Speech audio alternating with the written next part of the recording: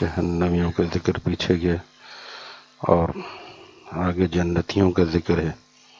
یہ اکثر آپ قرآن کریم کا اسلوب دیکھیں گے، کلام اللہ کی اکثر یہی ترتیب ہوتی ہے، کہیں ترغیب ہوتی ہے، کہیں ترہیب ہوتی، کہیں شوق دلایا جاتا ہے، کہیں ڈرایا جاتا ہے۔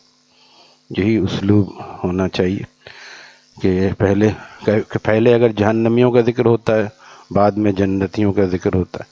ابھی جو ہم نے آیات پڑھی جہنمیوں کا ذکر آخر میں ہے سورہ رحمان کے دوسرے رکوع میں، یعرف المجرمون بسیماہم فیؤخذ بالنواصی، پہچانے جائیں گے اپنے چہروں سے، ان کے سیاہ چہرے، وجوہ یومئذ خاشعہ، ان کے چہرے ڈرے ہوئے اور تھکے ماندے، وہ سب پہچانے جائیں گے، اہل کفر خاص کر، اور جو صریح کفر کے راستے پر چلنے والے، اللہم احفظنا منہم، گناہ کو گناہ بھی نہ سمجھنے والے سرکش لوگ۔ لہذا ان کا بتایا کہ وہاں پہ ان کو وہ پہچانے جائیں گے، یعرفون، اپنے چہروں سے پہچان، بسیماہم فیؤخذ بالنواصی والاقدام، ان کے پکڑ لیے جائیں گے وہ ان کے بالوں سے اور قدموں سے پکڑ کے۔ کیسے کیا جاتا ہے؟ ایسے دونوں سے پکڑا جائے تو ہماری عرف میں اس کو کہا جاتا ہے ڈولی ڈنڈا کر کے اس کو اٹھا کے پھینک دیا جائے۔ فیؤخذ بالنواصی، یہ نواصی یہاں کے بالوں کو، والاقدام، اور پیروں کو۔ اللہم احفظنا منہم۔ حضرت ڈاکٹر صاحب عبدالحی عارفی رحمہ اللہ تعالیٰ فرماتے تھے کہ ہمیں تو جہنم کے تذکرے سے بھی ڈر لگتا ہے، یا اللہ آپ ہی اس سے حفاظت فرمائیے۔ اصل میں مسلمان کو جہنم کے لیے بنایا نہیں گیا ہے۔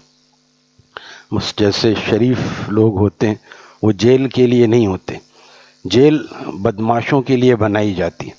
لیکن اگر خدا نہ خواستہ شریف آدمی بھی وہی کام کرنے لگے جو بدماش کرتا ہے تو قانون سب کے لیے برابر ہو جاتا ہے۔ ہاں یہ ہے کہ کلمہ طیبہ کی برکت سے کبھی نہ کبھی مسلمان وہاں سے نکلے گا، اور ضرور نکلے گا اگر کلمہ لے کر گیا۔ بعضے تو ایسے ہیں بیچارے کہ کلمہ طیبہ کی بھی ہے یا نہیں ان کو خود کچھ فکر نہیں ہے، بس ان کو غیروں کی غلامی چاہیے اور دنیا کی چکا چوند چاہیے، یہ کوئی فکر نہیں ہے کہ ایمان ان کے ساتھ ہے یا نہیں ہے۔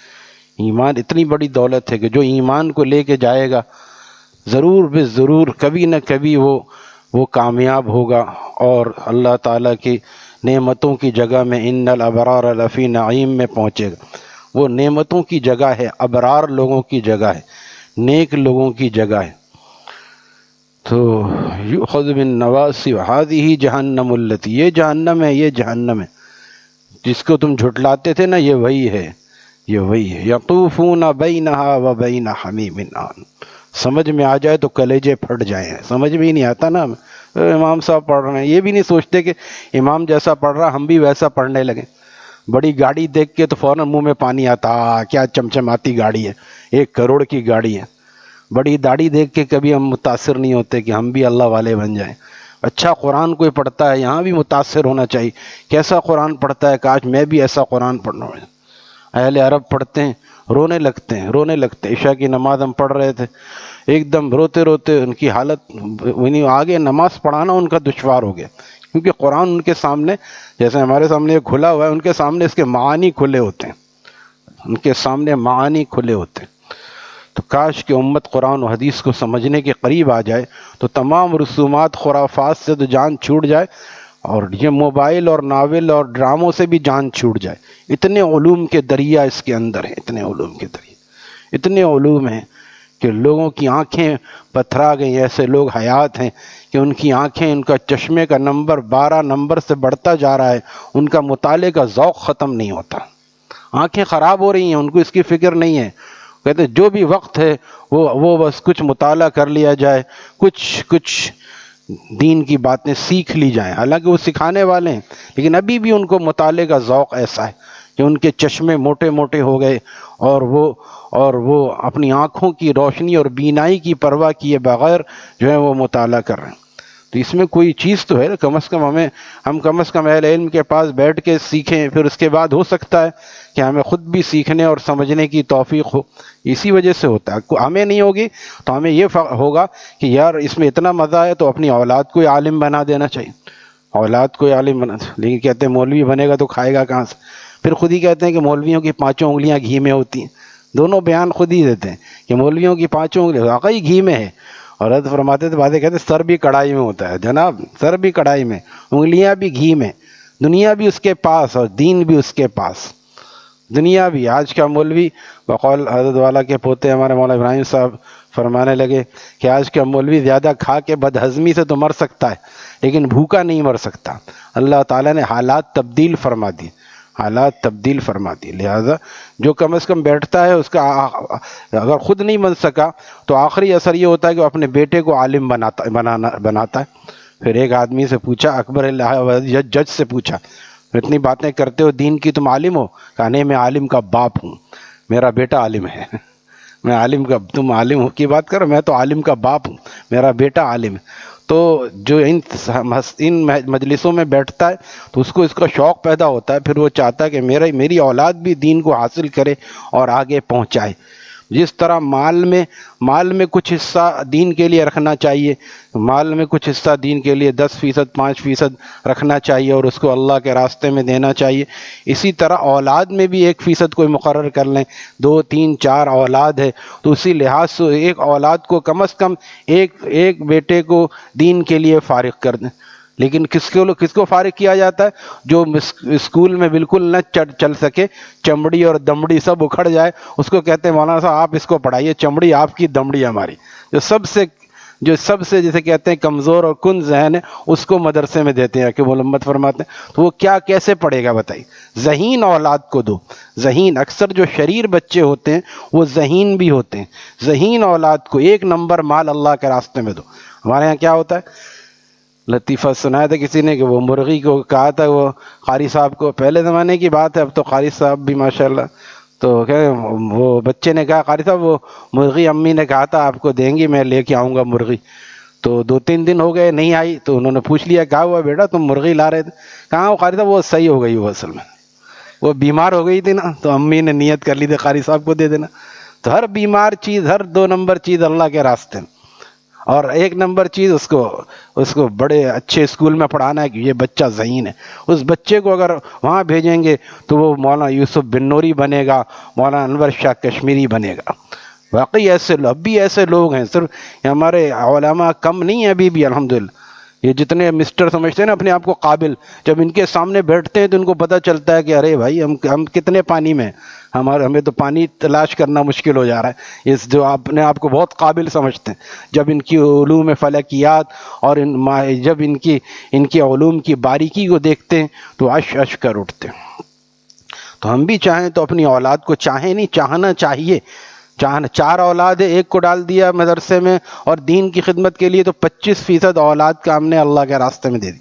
اور 2 ہے تو 1 کو ڈال دیا تو 50%، 1 ہے تو 100% اللہ کے راستے میں دے دے، تاکہ پھر انشاءاللہ پھر جب مرے گا تو اس کو مرنے کے بعد فکر نہیں رہے گی. آج دیکھیے بعض لوگ چلے گئے، ان کی اولاد مسجد نہیں آ رہی ہے، کیا تربیت کر کے گئے؟ محلے میں رہتے تھے، میں ان کی اولاد کو نہیں پہچانتا.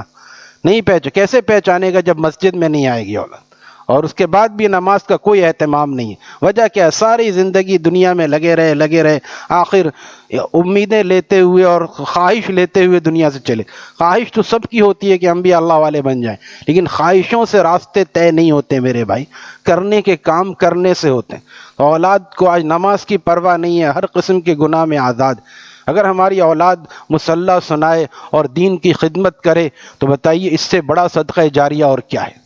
اس سے بڑا صدقہ جاریہ اور کیا ہے کہ ہماری اولاد ہمارے جانے کے بعد، ہمارے حضرت والا چلے گئے دنیا سے، لیکن حضرت کی اولاد، ان کی اولاد سب ماشاءاللہ مدرسہ مسجد سب سنبھالا ہوا ہے الحمدللہ، سب سنبھالا. یہ سارا ثواب حضرت والا کو جا رہا ہے. جتنے طلباء کرام پڑھ رہے ہیں، 200 طالب علم وہاں حافظ ہو کے نکلتے ہیں. میں نے مولانا صاحب سے بتایا کہ ہمارے یہاں 200 طلباء کرام ہیں اور اس میں سے 5-6 حافظ بن رہے ہیں. پھر 2-3 سال پہلے کی بات ہے، حاضر ہوا تھا، تو مولانا فرمایا ہمارے یہاں 200 طلباء فارغ ہو رہے ہیں، یعنی حفظ سے. تو یہ بچے وہاں فارغ ہونے کے، اور یہ علم درس نظامی والے الگ ہیں، یہ جتنا کام ہو رہا ہے سب کا ثواب کس کو جا رہا ہے؟ یہ ہیں عقل مند لوگ، یہ ہیں جنہوں نے آخرت میں جانے سے پہلے ایسے درخت لگا دیے جو ثمر بار ہے، ثمر بار ہے، اور ہر وقت ایور گرین ہے، ہر وقت کبھی اس میں خشکی نہیں آتی، کیونکہ اچھی نیت سے جو کام کر کے گیا اس کا ثواب اس کو ملے گا، اس کا ثواب اس کو ملے گا۔ لہذا کوشش کریں کہ قرآن و حدیث کے ہم قریب آئیں تو مزہ بھی آئے گا۔ کہ تراویح میں اتنا لمبا پڑھتے ہیں حافظ صاحب، ہمیں تو کچھ سمجھ میں نہیں آتا۔ اب سنیے مولانا کو لکھ رہے ہیں، مولانا ثانی صاحب رحمۃ اللہ تعالیٰ کو، کہ حافظ صاحب اتنا تیز پڑھ رہے تھے مجھے کچھ سمجھ میں نہیں آ رہا تھا، میں گیا، میں نے گھر جا کے قرآن کو دیکھ کے اس کی تفسیر پڑھی اور اس کو ترجمہ پڑھا، کیا میں نے صحیح کیا؟ مولانا فرمایا بالکل غلط کیا۔ سمجھ میں آئے یا نہ آئے، آپ کو حافظ کے پیچھے تراویح پڑھنی ہے۔ سمجھ میں نہیں آنا تو آپ کا قصور ہے نا، آپ پہلے سے علم دین حاصل کرتے تو سمجھ میں آتا کہ حافظ صاحب کیا پڑھ رہے ہیں۔ قرآن ہی تو پڑھ رہے ہیں، کون سی زبان ہے؟ عربی زبان ہے جو ہماری جنت کی زبان ہے، ہم نے حاصل نہیں کیا تو اس میں کس کا قصور ہے؟ جب حافظ پڑھے اور ہم سنیں پھر دیکھیے کہ کیا مزہ ہے کہ آدمی کی لمبی نہیں گئے، اتنی جلدی ختم ہو گئی تراویح، تو یہ سوچتے ہیں اتنی جلدی تراویح ختم ہو گئی۔